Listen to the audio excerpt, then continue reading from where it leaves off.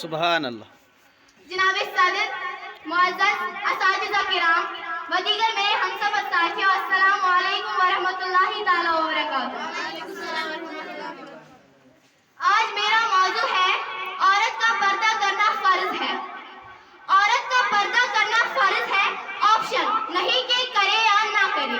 پردہ صرف عالموں پر نہیں بلکہ ہر عورت پر فرض ہے، اور فرض میں دیر اور کوتاہی نہیں کرنی چاہیے۔ عورتوں نے اپنے آپ کو اتنا گرا دیا، عورتوں نے اپنے آپ کو اتنا گرا دیا، ارے برقع تو کیا سر سے دوپٹہ بھی اتار دیا۔ پردہ تو بہت قیمتی اور نیاب چیزوں پر ہوتا ہے۔ قرآن پر غلاف ہوتا ہے، کعبہ بھی پردے میں ہے، اللہ سبحان اللہ تعالیٰ کی ذات خود پردے میں چھپی ہے۔ جناب والا، ایک وقت ایسا بھی تھا کہ جب معصوم بچیوں کو پیدا ہوتے ہی زمین میں دفن کیا جاتا، کیونکہ ان کو کوئی باپ کہلانے کا گوارا نہیں سمجھتا تھا۔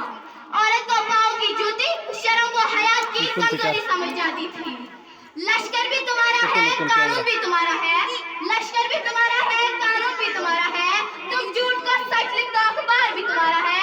خونے پستوں زیادہ دن نہیں بہنے والا، ظلم کا دور بہت دن نہیں رہنے والا۔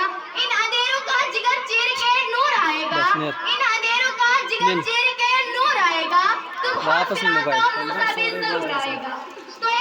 تو ایک دن ایسا بھی آیا کہ جب میری جان، میری پہچان، میری آنکھوں کی روشنی حضور صلی اللہ علیہ وسلم تشریف لائے، تو لوگوں کے منہ سے آوازیں نکل آئی کہ وہ دیکھو نور پر سردارم کا تاجدار آ گیا، وہ دیکھو نور پر سردارم کا تاجدار آ گیا، غلاموں اور بے کسوں کا جانے بہار آ گیا۔ سبحان اللہ۔ وہ آئے جن کے آنے کی زمانے کو ضرورت تھی، وہ آئے جن کے آنے کی زمانے کو ضرورت تھی، وہ آئے جن کے آمد کے لیے بے چین فکر تھی، سبحان وہ اللہ۔ آئے